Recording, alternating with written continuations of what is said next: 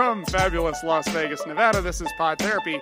Real people, real problems, and real therapists. You can submit your questions anonymously at podtherapy.net or email us at podtherapyguys@gmail.com. We're approaching the end of June and looking forward to the next biblical curse that is set on July 1st. And we'll see what that has to offer. Whatever it is, at least you have Pod Therapy to fall back on. Great joke. Excellent. And now, broadcasting from the churn. I'm Nick Tangeman, and this is some Pod Therapy. So we brought Laura here because she has something to tell you, Nick. Sorry, bud. This is not the way I wanted you to find out, but I wanted you to find out. Go ahead, Laura. Go ahead. Nick? He prefers Nicholas. Yeah, please call it. Please refer to him as Nicholas. Nicholas. That's not even the name on your birth certificate. It isn't. Your name is just Nick? No. He Why do still your parents prefers hate to be you? called No. Nicholas. Do you Can know I what guess it your is? real name? Yes. I Try to want guess it. I want to guess. Try to guess. Eugene. No. Come up with another name. It's got to be Eugene. Nope. Is Nick short for this name, or is Nick a Yes. nickname? No, it's short for this. Okay. Nick is short for not Nicholas? It's not Michelangelo? Nope. Please let it be Michelangelo. Please let it be Michelangelo? Nickel? If your name was Michelangelo and you had shortened it to Nick, I would hit you.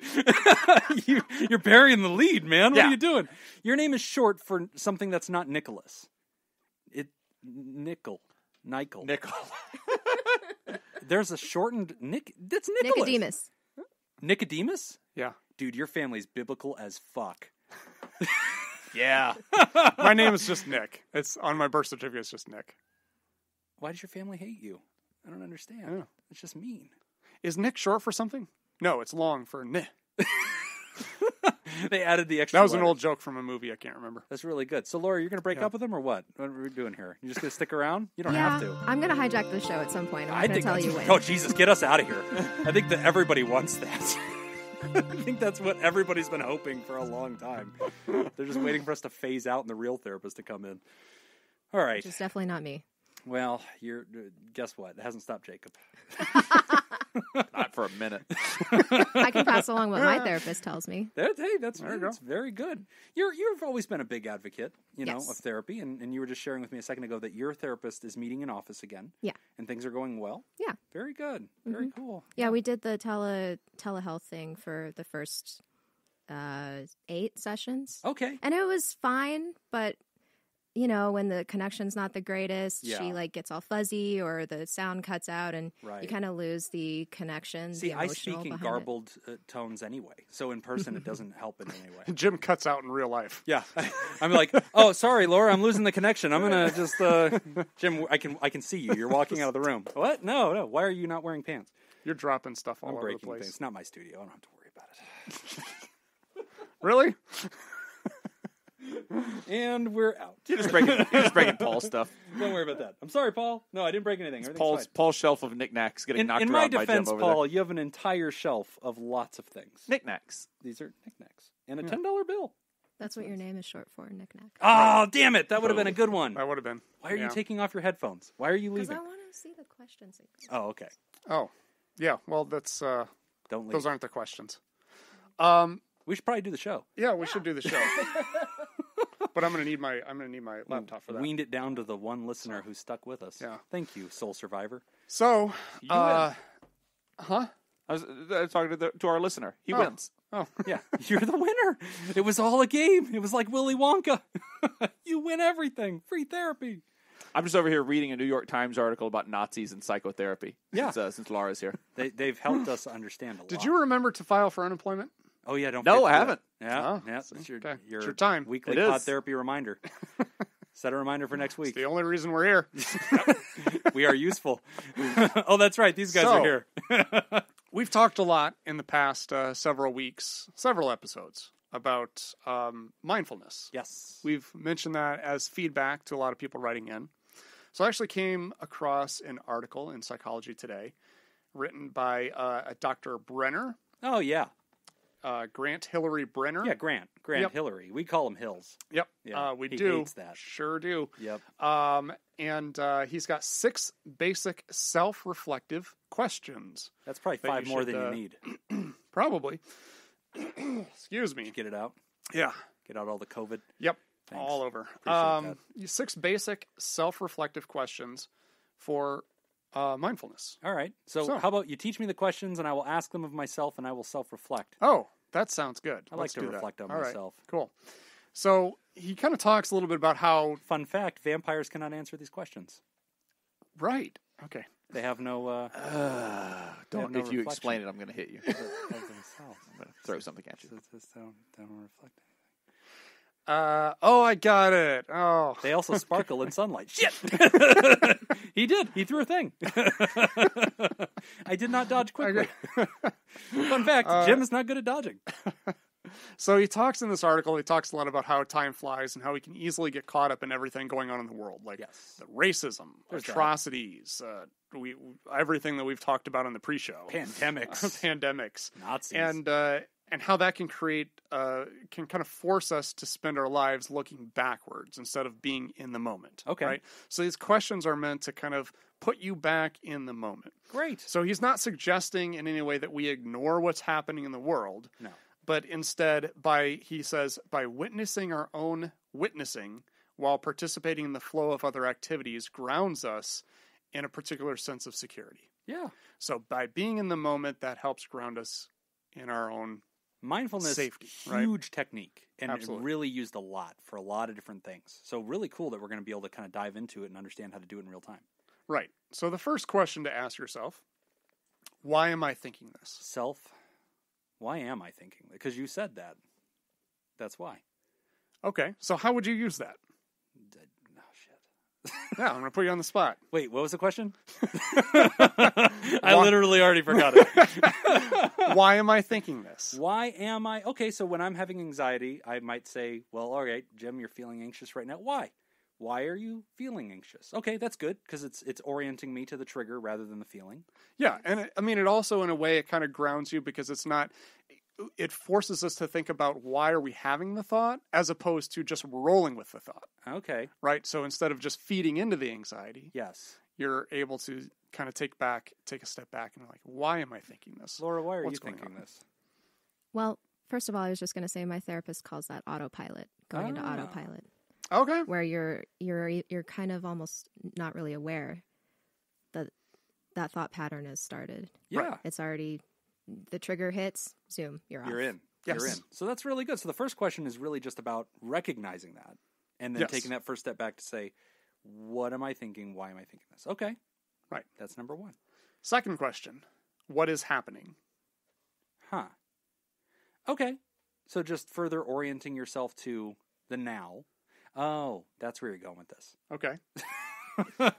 Right.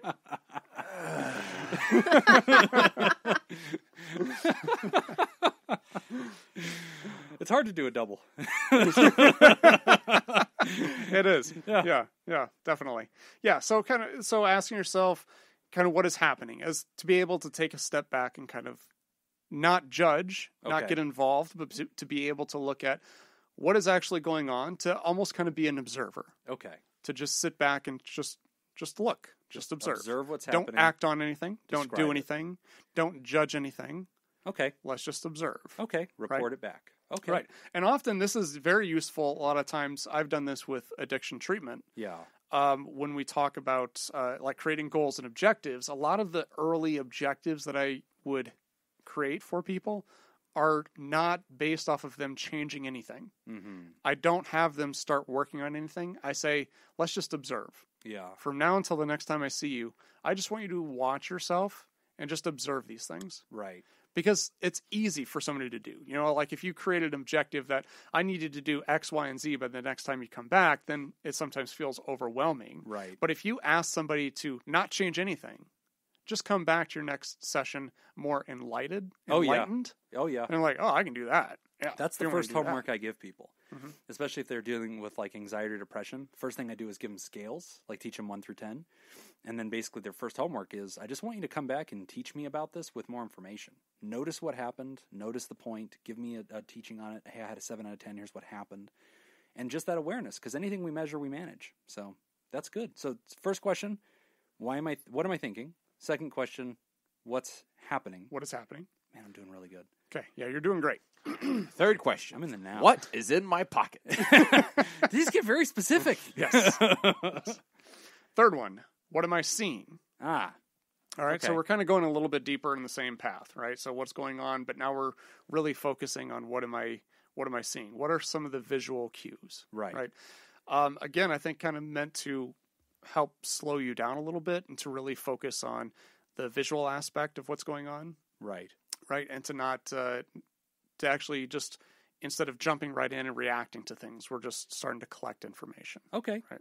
So visually gathering your data. Right. Am I listening? What was that? Am I? God damn it! I don't know who I'm more disappointed in. I don't know. It- I'm that- out. it- I'm out. Bye, Oh, ladies and gentlemen. I that's- did it.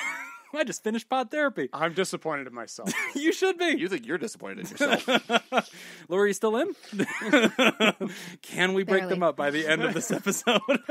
Yes, I'm sure you could. That's trying. I don't think that's going to be a good goal, though.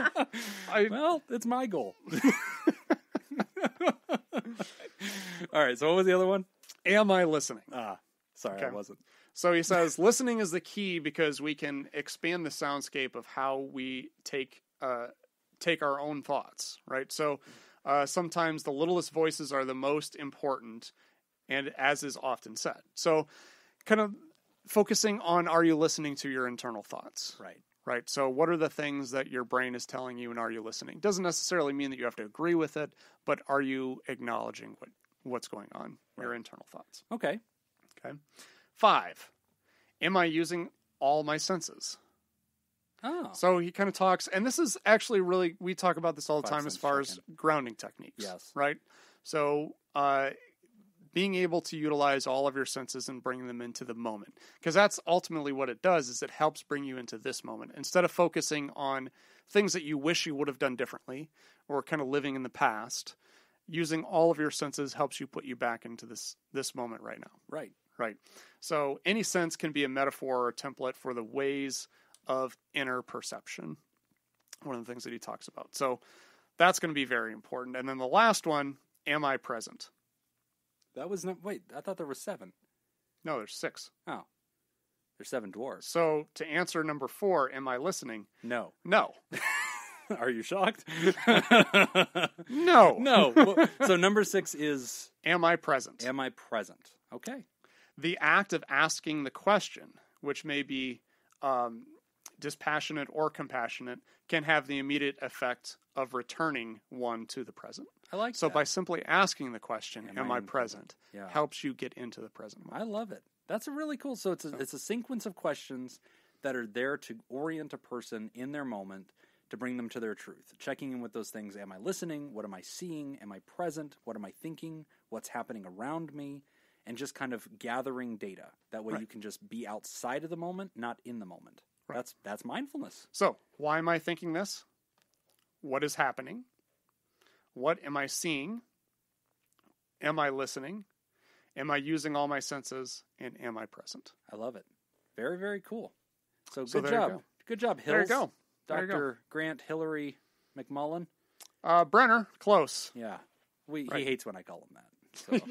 Yeah, he hates when It's an inside joke. so inside. Very. He doesn't even get it. So inside, I'm the Jim only and one B-Dog. All right. Well, good A block. I dug it. Yeah. Nice. Successful. Nice, short, sweet, Got to the point. Yep. Yeah. Mindfulness. Everybody should be trying it. Also, great book to pick up. The Power of Now. Mhm. Good book. Talks about mindfulness.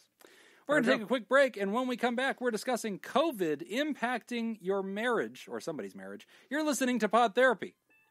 This week's THERAPRODUCER sponsor is Ellie O'Dare. Hey, Who knows Ellie. how to drive a truck? Damn by right the way. she does. Better than us. Let us know that. Reminded us, by the way, she Okay. can drive truck. Today's first trivia question in honor of Ellie is, which European country technically shares a border with Brazil because of its overseas departments do?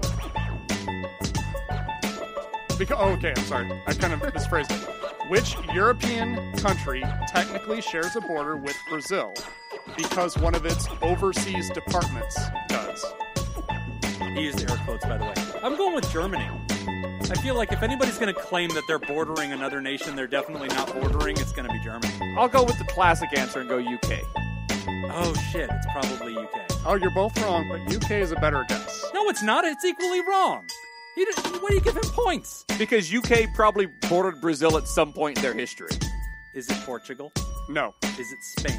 If you would like to join Ellie O'Dare and become a sponsor of the show, go to patreon.com/therapy and sign up. Again, it's patreon.com/therapy. It's a European country. Correct. I like Spain. I think it's Spain. Spain's a good guess. Spain. Spain's also a good guess, but also wrong. Oh, okay. is it better wrong? Is it a better wrong answer? Better than Germany. Jesus. I feel like Germany had an insight attached to it. It ran with the Nazi theme. Who else seemed to have colonies all over the world? England. France. There we go. God damn, I'm so smart. French Guyana. Hi, guys. Oh, there you go. My husband S and I are at an impasse, and I can't figure out how to move forward. S and I have been married for 18 years. We have 2 elementary school-age children together, and S is the primary breadwinner for our family. He is a tenured college professor, and I teach online part-time. S is an avid board gamer, and every year for 20 years has attended a 9-day convention in August. That convention this year has been canceled, but there are a dozen folks who are planning to gather at a house and play board games for 4 days during the first week of August. By the way, he's lying to you. There is no board game convention. He's definitely going to Vegas. It's been a lie for 20 years. I'm sorry, this is how you had to find out. As far as I can understand, there will be no precautions with respect to COVID-19 taken at all. No social distancing, no temp screenings, no masks. This. Okay. Everyone will be inside playing hardcore board games. Again, he is lying to you. If that's how he's describing it, why are you sweating? It's a hardcore board game. I don't believe you. For 4 days. God, 4 days of board games? I have a history of anxiety, and my fear is eating me alive at the thought of S going to this gathering. There is so little data about COVID, but what there is seems to point to major super spreader events like this one as places of transmission. S is obese, wears a CPAP, and has audible breathing problems. He is reluctant to go to a doctor or seek care when he gets ill. In my opinion, he is the most at-risk person in our family. This is far outside of how we have lived since March. S has gone to work, though in largely an empty building since students did not return after spring break. I go pick up groceries curbside and do other errands once a week, but limit my time in stores, wear a mask, and sanitize like crazy. We've taken the kids to walk nature preserve trails and play in the woods, but other than that, we've tried to remain socially distant. And we've dropped all in-person classes, stopped going to church, and playdates. We did not socialize with anyone in person until the end of May, when we started to experiment with socially distant playdates and get-togethers, outside with masks and only a couple of other people, and nobody being symptomatic. Mental health-wise, the kids and I are doing okay right now after a very tough April. S's mental health and social needs have suffered more since April, as his primary outlet for socializing is board game playing. He has tried playing online, but the technical problems and the lack of proximity have been huge roadblocks. He insists that socially distant board gaming playing will be so unfulfilling that it's pretty much not worth the hassle. He's pushing for all of us to become more social with other people. I am not averse to being more social, but it seems to me that we have to be cautious and try to make decisions based in data, and not just on what everyone else is doing. We are currently considering sending our kids back to in-person karate and parkour classes, each very strictly adhering to new policies and procedures to maintain social distance and sanitation standards. As new data suggests that these brief encounters and the fact that the kids are less susceptible to COVID than we thought make the benefits of exercise and social contact outside of our family outweigh the risk. But it's hard. There is so little that at the end of the day, or there's so little info that at the end of the day, we are left with what we are uncomfortable, or only with what we are comfortable. Up till now, we have been erring on the side of caution, predominantly because of my preferences. S wants to go to this gathering. He has correctly concluded that I am against this, but is refusing to discuss it with me because he thinks it will be a big fight. He is behaving as if I have already won this fight and won't let him go to the gathering. He seems to ooze resentment, but my attempts to talk have been met with repeated, I don't want to fight about it. I have suggested a couples therapist. I have suggested trying to organize a socially distant outside gaming event with one of his friends. And I have suggested that he do his own research and bring me some data that would help alleviate my concerns. He has not suggested any way of moving forward himself, and he has not agreed to do any of the things I have suggested. I don't know what to do. He is a grown man. I can't let him or not let him do anything. But the fact of the matter is that if he goes to this gathering, it will be in the face of my objections. It will negatively impact our marriage. I will be a wreck before, during, and after. Our kids will suffer. If he gets sick with COVID, I could never forgive him. But if he doesn't go to this gathering, his resentment will be built up, and his anger and grief and loneliness may destroy us anyway. How do I break this impasse? Any advice is much appreciated. Scoop K. That's a good question. Yeah. That's a really good question. Because there's a lot in there that's like, part of me is, I'm kind of looking at this like, okay, so whose decision is this at the end of the day? Right. Like, because there's a lot of things that happen in a relationship where obviously both parties want to have influence and want to have a say in what happens, but the decision ultimately becomes one person's decision. Yes. And you have to be able to allow that person the autonomy to make that decision. The dignity of risk. Yes. But in this case, the decision affects everybody else. Sure. It sounds to me like Scoop K is saying that it is the husband's decision to make. It is. Right. But I see her point where she's saying it's an impasse because he's sad, he's lonely. The decision definitely is going to affect Right. everyone. Mm-hmm. She's saying if he gets COVID, and this is a good question. I think a lot of people relate to this because they're saying, like, listen, do essential things, right? Go to work. Okay, you have to. Go get groceries. Okay, you have to. Those are minimal risk. Go do your podcast. Okay, I guess you have to. Even I was calling in for a long time. And so at some point, it's like, well, I want to go do the social things. Those were the golden days. The golden days. This podcast would be so much better when Jim wasn't around it. So, yeah, like, I get that feeling. And then there's this fear of, like, well, if you get sick and you come back and you give it to us and it hurts I'm going to be anybody, pissed. Yeah, right. Like, I'll never forgive you. But then she's like, but am I, like, squeezing the life out of this relationship anyway when he's not allowed to go out and live his life? Yes, there's that. And I think the other thing that kind of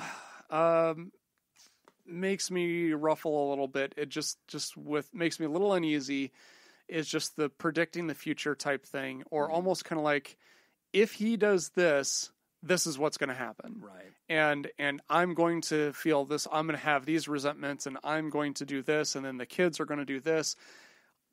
Maybe, but I would try to kind of work out of that mindset a little bit, because that's almost kind of like you're preparing. Right. Yeah, like you're kind of building up your arsenal of, like, I'm going to use this later. I'm going to hold a resentment. On the other hand, though, like, you know that there are some things that somebody can do that are just going to make you mad. Like, you know. Sure. And I think you could be aware of what your reaction is going to be without predicting the future as well, though. And now I do think that a big part of this, though, has to do with if there's a decision that's made, but it feels like we at least discussed it. Mm-hmm. I think that would go over a lot better than one party feeling like, I want to discuss this, the other person doesn't, and therefore all sides are not heard.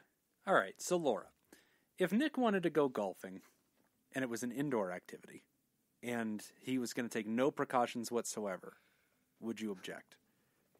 I would object. Do you think that now's a good time to break up with him? No. Shit. This is not about I us. moved too quick. Come on, Jim. Light touch, Jim. Light touch. Damn it. Came on too strong. No, but I think it's a good question. Like, I think a lot of families are struggling. I like the idea of an ongoing theme of us trying to break them up. Just keep going. I like this idea a lot. You miss 100% of the shots you don't take. Just gotta keep throwing This is horrible, but I like it so much. It's entertainment. It's the best idea Jim's ever had. Yes. Oh, you've won over Jacob. Yeah, it took a long time. No even other real contenders. Yeah. By far the best idea he's ever had. There isn't even a runner-up. No. Well, I figured take a shot at it. So, yeah, I think it's a good question because I do think a lot of relationships are struggling with this exact question. Sure. I get it. Like, it would piss me off. Like, I get angry if, anybody leaves my house for any reason, if it's not a damn good reason. Like, I feel like everything needs to be justified. And the other thing I don't understand is why the hell can't S and his friends wear some kind of PPE? Like, she's like, they're not going to take any precautions. Mm-hmm. What? You should take precautions. Like, that's just good. Like, why would you Jim guys is not going to do speak that? in a really high register. I'm going to keep doing this the whole time. Mickey Mouse just joined the show.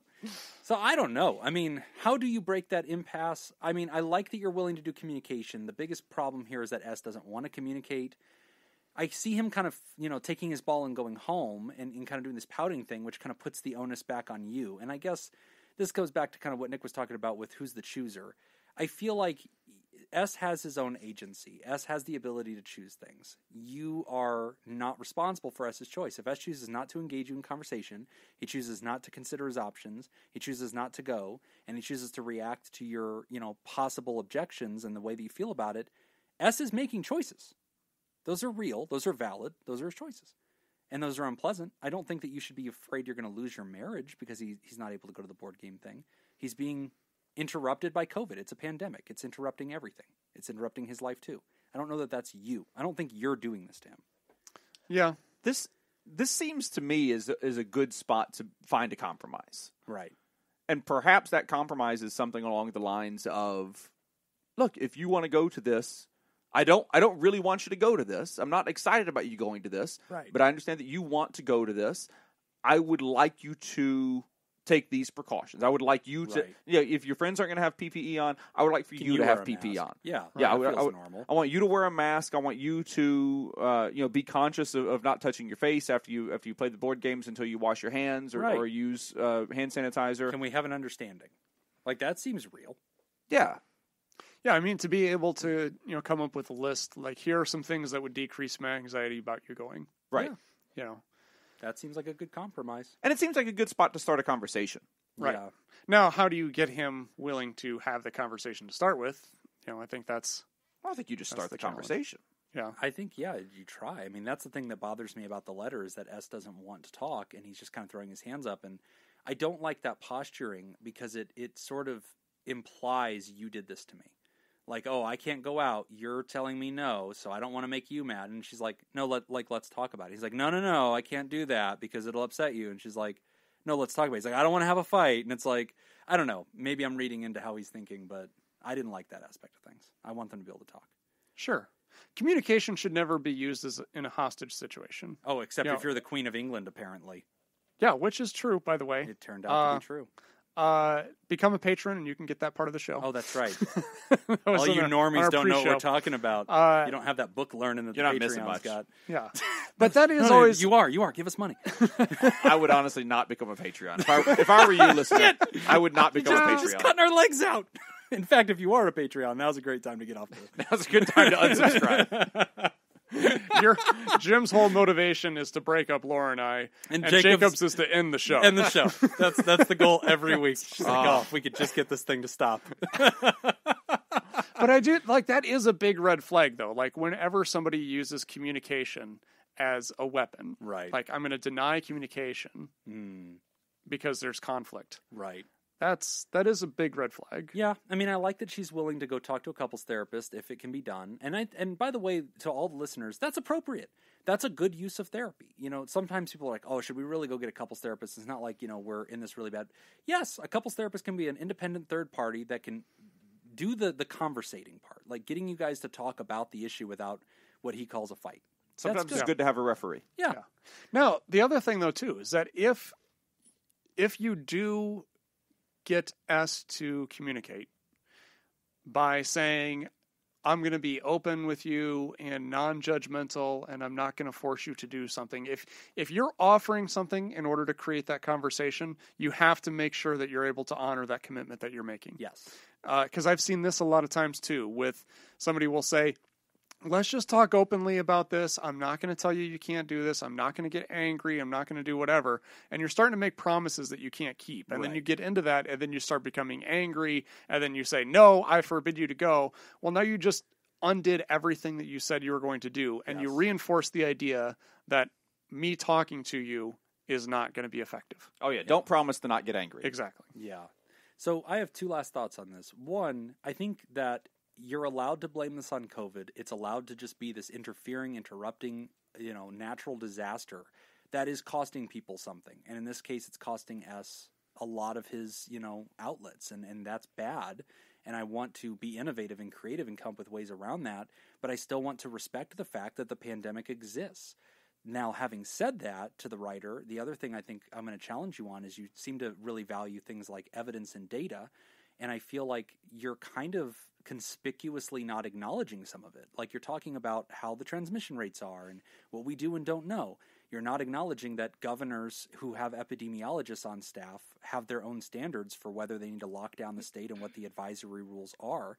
And we can look those up. And so if S's behavior is congruent with what your current state guidelines are and what your current realities are, that is data too. And that's not inappropriate. So if he's living inside of the recommendations, those recommendations are based on data and statistics and transmission rates. And if he's taking appropriate precautions, that's a scientific approach. That's best practices. That's okay. So I would argue that there could be a logical reason for him to go and be fine with this. If you're using data as a reason to not listen to Jim, though, we get that too. There's always good reasons, data being one of them. We can go on and on. He's a little pitchy. He's got that weird kind of iambic mustache. pentameter. Oh, shit. There's definitely the mustache. But thanks for writing in. Yeah, good question. Yeah, that is a good question. Hope everything works out. Let us know. I have a final thought. Yes. Oh. Or a final solution. No, well, I have a thought and a solution. Go on. First of all, COVID is driving us all crazy. We all have to be compassionate of each other and acknowledge that this is a weird time. We're frightened of what our president is doing every day. So cut everybody in your life, including your husband, a little bit of slack. If he's not communicating and not wanting to listen, it's because internally he's just probably freaking out and he just wants some sort of normalcy back in his life. And if he goes, just tell him he can self-quarantine in your guest room for 2 weeks. Oh, that's a good answer too. Yeah, let him go. And then just tell him, hey, but self-quarantine. Yeah, I do require that if you're going to be around me and my children for our safety, you have to go self-quarantine for 2 weeks. And that way that gives you 2 weeks to kind of simmer down and you know. Just and I'd be mad if my wife said that. If she told that you would make you mad. If you're going to go when you That come would back, make you mad. you got to time out for 2 weeks. Yeah, I'd feel like I believe I would look at that as a punishment. Okay. Exactly. Interesting. That was my final thought. As a woman, that's my punishment. Laura's like, punish him. So to be clear, Laura's advice is to create a camp where people can go to be punished. To help him For a concentrate. timeout. Yeah, for some time to concentrate. This is why I'm not on the show. Keep them out of the general because population. I'd rather punish and but also be compassionate that he's freaking out. No, the first point, I think both points were really good. Yeah. I'll bet you do. You're clinging to this relationship. Yeah, I've got Claw your way back. I'm playing offense. But no, Nick's like, Laura's right. Laura's right about everything that she said. Great point. We're done here. no, but Everyone leave. Self-quarantine? All right. But the first point though about like we have talked a lot about her situation, but not really focusing on his and how difficult it is to like if that's your livelihood and that's the thing that you enjoy doing and you can't do it for so long, and then a small window of opportunity opens up and you have that opportunity to you know, because he was supposed to go to this big thing, you know, and then now he can't. But now there's this smaller thing, Okay, well that'll get me by, you know. Just let me do this one thing, and it's like that. Hearing that, no, I don't like that. I don't support that. Can be very frustrating. Yeah, I like the idea of the alternative. I honestly think the quarantine idea is a really good idea. It is. It was also just a woman's answer. There it is. Those are usually better. So. I, for one, I mean, so Jacob, it was a joke. Oh no, I know. Oh, was it? It was a little bit of a joke. I thought it was a good idea. I didn't think it was a bad idea either. I know. I didn't. We need women around more often. Yeah. No, I'm telling you, I would just feel like I was being punished if that were the solution. Would it matter how it was presented to you, or would you just feel punished either way? I'd feel punished. Okay, but feelings aren't facts. I'm guessing. Right. This is a guess about how I might feel in a hypothetical situation. Yeah. So, I mean, who the fuck knows? To me, that feels reasonable. It's like, hey, look, can we commonly acknowledge there's a pandemic? Yes. Can we commonly acknowledge that the data seems to tell us that it's like, 7 to 14 days is how we know whether you're okay? Yes. Okay. Then let's commonly acknowledge that you're allowed to do these things. That's fine. It's a 4-day free-for-all with your buddies locked in a house. Fine. And there should be some kind of offsetting way to protect your family from exposure. If you work at, I have patients that are doctors that sent their families to like cabins in Utah. Oh yeah, because they were going to go to work every day and they know they're going to be exposed to it. They absolutely knew it, and so they wanted to protect them. I don't think that's unreasonable. I think it sounds extreme because it's 2 weeks, but to me, it's like that's not unreasonable right now. Yeah, because the reality is shitty. And perhaps presented in a way and as part of a conversation and everything else that may be a good way to go. You know, and also, I mean, seeing what he's willing to offer. So, okay, Yeah. if you go to this, what do you think? Yeah. What are some things some steps you could take that might help me feel better about you going? Yes. You know, approaching it that way, then he can help come up with some solutions too. Yeah. Go ahead and let him listen to this podcast. Talk to your wife.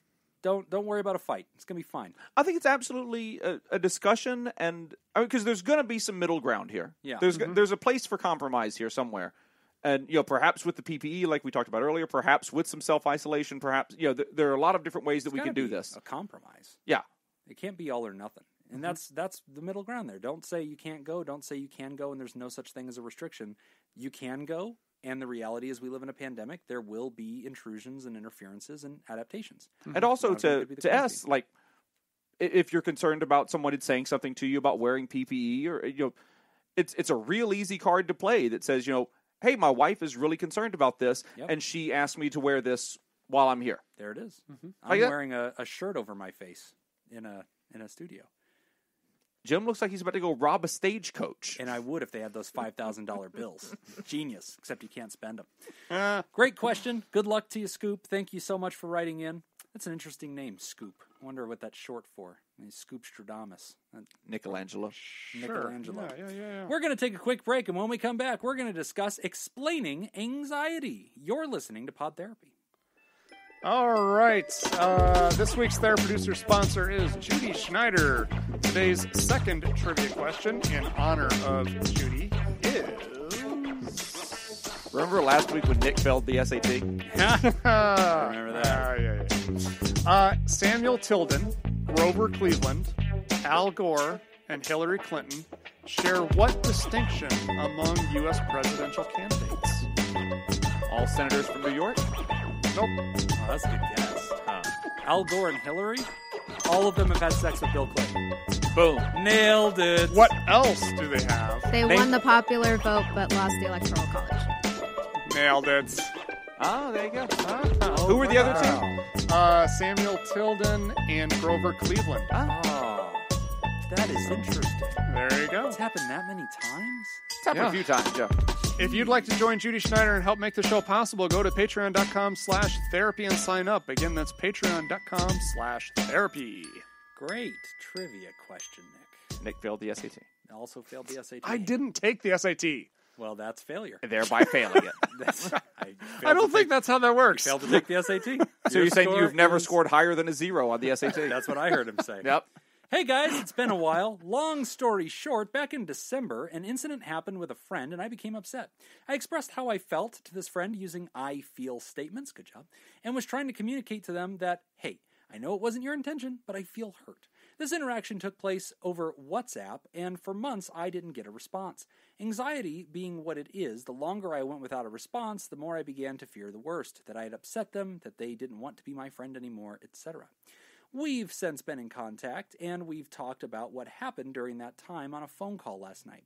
I tried to explain my thought process through the entire ordeal, how hurt and ignored I felt, and they said, I ignored you because that's what your parents and my parents told me to do. They said that eventually you'll fizzle out and be fine. But I didn't fizzle out and I wasn't fine. For months, I worried that a friendship spanning almost 2 decades was over because I had done something to upset them. The only reason we started talking again is because 4 months after the initial incident, I was crying on the phone to my parents about my worry, so they reached out to my friend to have them contact me. In retrospect, this has always been the attitude of my parents. Ignore it, wait for it to fizzle out, and it'll just go away. This tactic has never exactly worked, as my anxiety got worse over the years growing up with a series of serious incidents that left me in mental shambles. Their solution was to ignore it and not listen to me when I tried to bring up my concerns, get into an argument, and then dismiss me by saying that I was too emotional to talk to them right now because I was crying, or guilt me by saying things like God was punishing me. Ugh. I was officially diagnosed with generalized anxiety disorder in 2015, and I've been trying to work on more healthy coping strategies and communicating my anxiety to avoid rumination, worry, etc. Some days are definitely better than others, but I've found communication helps and doesn't hinder it because it helps me avoid letting issues build up until something seemingly small pushes me to a breaking point. I may cry, but that is my current stress response, and has only ever been an issue with them. I have 2 questions. Number 1.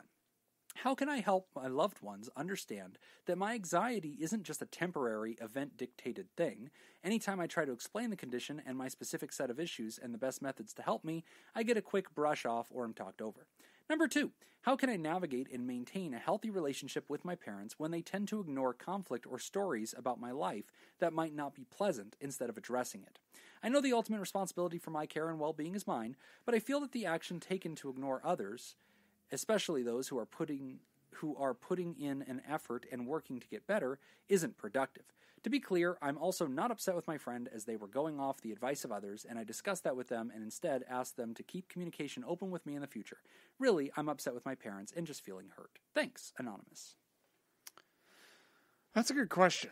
So, I mean, how do you explain to somebody that doesn't understand generalized anxiety disorder what generalized anxiety disorder is and how to address you and how to communicate with you? I have some experience in this. I bet you do. And I have an idea. I have a thought. Let me run this by you and kind of get your take on it. I think one thing that's very important is for those folks that you've attempted to explain this to, it might be beneficial to decrease your expectations of what they're going to be able to understand. Mm-hmm. Because at some point it seems like you can explain it until you're blue in the face, but if your expectation is that they are going to somehow turn around and they're going to be 100% on board, that's probably not going to happen. But maybe if you can get them 70% on board, maybe that's a win. Yeah. You know, maybe that's a W for you. Yeah. I don't know. What do you think? So first, to the writer, I definitely want to challenge you to not see your parents' behavior in too negative of a light. I definitely respect your point that their way of helping you is non-functional. It doesn't help. It makes it worse. It's controlling. It's, minimizing. And that's really, really frustrating. And ultimately, especially them literally telling your friend not to contact you, that's intrusive. And that's not okay. Right. And I don't like that boundary at all. But I will also tell you that you and I have anxiety disorder. And what that means is that our reality affects other people that we know. Anxiety is something that we suffer with in our own heads, but often it spills over into other people's lives, whether they're mopping up our tears and our fears at the workplace, as Nick has had to do for me, or whether they are, being there to absorb our fears and hear us out and try to help. And sometimes they're going to take these less than functional responses where they're going to say, Jim can't handle this. Let's not bring it to him. Let's just avoid this altogether. This is something that will scare him or whatever. And that's not ideal because I want to, face reality. I want you to get to face reality. It also disrespects our ability to cope. And in your case, the thing that you're saying is it's frustrating because, I might cry and I might go through this. I don't want that to be a reason not to engage me. I don't want to feel like my inconvenient reaction is inappropriate to you, and so you're not going to tell me anything at all. I don't love that. I really don't want your parents to treat you that way. And so to your question of how do you communicate your need, it's a good question because it's hard. You can't control other people receiving your truth. Mm-hmm. And you can try to explain it to them, but you're their child. And so they just see you as, overreactive or whatever you are. They're going to, struggle, I think, to understand it. You could educate them. You could actually show them the diagnosis of anxiety and show them, a description and summary of what it is. You could try to find, some educational material and send it to them and say, hey, will you just look at this and understand this? Yes, my reactions are X. I'm working on them. Here's helpful things you can do with a person who has anxiety. And there's lots of resources out there that you could send them as well. I think anxiety in particular is a tough one because anxiety is something that every human being on earth has, right. But anxiety disorder is different, right? And that I think is difficult for a lot of people because they're like, well, I don't understand why it's such a big deal. I have anxiety too. We all have anxiety. Just deal with it, right? But anxiety and anxiety disorder aren't synonymous. No. Right?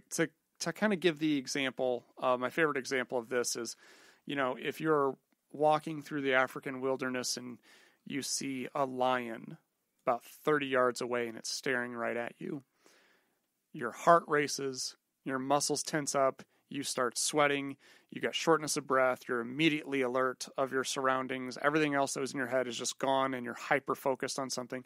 You're experiencing anxiety. Right? You That's ain't what lying. it is. Yeah. Ah, where's that? We need a rim shot. There you go. Dang it. That is anxiety. Yes. We all experience that. Anxiety disorder is the same thing without the lion. Yeah. Right. So it's the experience of that without there being an actual threat. Right. Yep. And it's that being out of control.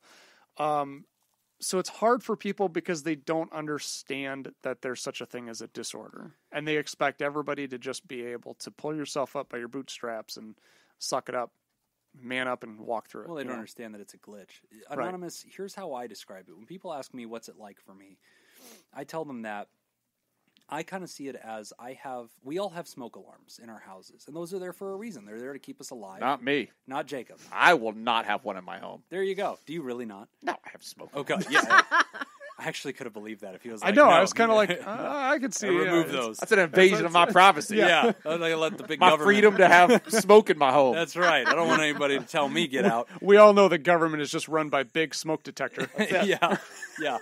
I'm pro-fire, and that's my right. So all of us have smoke alarms in our homes. Those are there for a reason. They're there to keep us alive. If there is a fire, we want to be aware of it. Anxiety works the same way. It's an alarm system in our brain and our body that's designed to keep us alive if something's threatening us.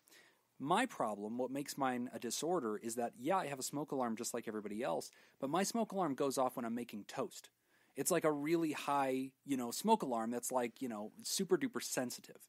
That's what my anxiety disorder is. Things that wouldn't merit a full-blown survival response or trigger one for me. And so my heart races, I start panting, I start breathing hard, my mind fixates on the scary thing. And if I tell somebody else about the scary thing, they might go, that's not that scary. That's not that scary. But it's really bad. I'll tell a story that just happened literally yesterday. My 10-year-old and 5-year-old is sitting on the couch. My 5-year-old is upset. She throws a tantrum. She kicks my 10-year-old in the head. And I immediately have this fear. One of my biggest areas of anxiety is something bad happening to my kids. And so I'm like, oh my God, is my kid okay? Does he have brain bleed? Is something serious happening? It's like, no. He got kicked by his little sister. It's going to be okay. But that's how serious. That's what it is for me.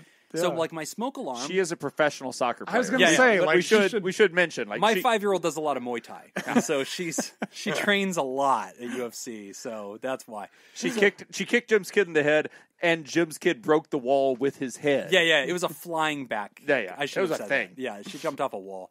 But so my fire alarm starts going off, and I'm experiencing legitimate fear that would match if my son was in danger. Like the kind of fear that makes sense if your child is actually in danger. That's what was happening in me. And so it doesn't match the moment. My reaction is not proportionate to the trigger. My fire alarm goes off when I'm making toast. There's smoke, but it's not a fire kind of smoke. So let me ask you this. What happens then when other people do not share your same level of alarm? Does that bother you? No, because I know that I'm wrong. Or it doesn't bother... Well, there were times in the rehab where I'd be like, why are you not taking this as seriously as I do? Right. But you were being excessively calm sometimes to counterbalance my excessive worry. Right. And, you felt like you had to. And I want to be 50% more, alarmed at this, Jim, but I kind of can't be because you're being 200% alarmed and I don't want to tip the boat over, right. And I get that. So yes, it is something that I think a person with anxiety finds sometimes condescending, sometimes frustrating. But, we also have to tell ourselves the truth. We have an anxiety disorder. They don't. Right. We have to know that. Yeah. And I just wonder sometimes if that goes on for family members too, where it's like I get really frustrated that my family doesn't understand my anxiety when... I'm not saying that this is the case for this writer, right? But in some situations, I could see that where it's not that the family doesn't understand the anxiety; it's that they don't have the same level of reaction to it. So maybe it appears that they are not taking it seriously, or they Right. minimize it. I don't think that's necessarily what's going on in this case. I think this case is a little bit different. It is, but to some extent that is happening because like the parents are just like, oh, don't bother her with it. Like, don't tell her about these things. It'll just fizzle out. And it's condescending, but it's also, and I'm sure Anonymous doesn't like me saying this, but also if she thinks about it, it's true. It is kind of true. Like, with an anxiety person, sometimes you just have to give a space. And like, yeah, we will eventually, I don't like the phrase fizzle out, but it is true. Like, I will eventually de-escalate.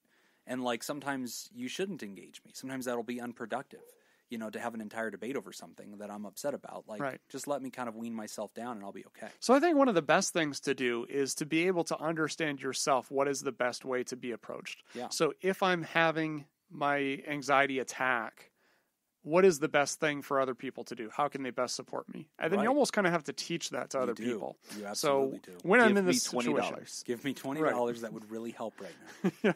when I'm calms in me this down. situation, here's the best things to do. Like, here's the best way to support me. Here's not. And obviously, in this situation, we can say, yeah, ignoring me for 2 weeks or whatever is not helping. Yeah. That actually is making it worse. Yes. And writer, that's you teaching. That's you teaching your friend. I love how you educated your friend. Your friend said, oh, I thought I was doing you a favor. Your family advised me such. And you said, okay, great. You were advised poorly.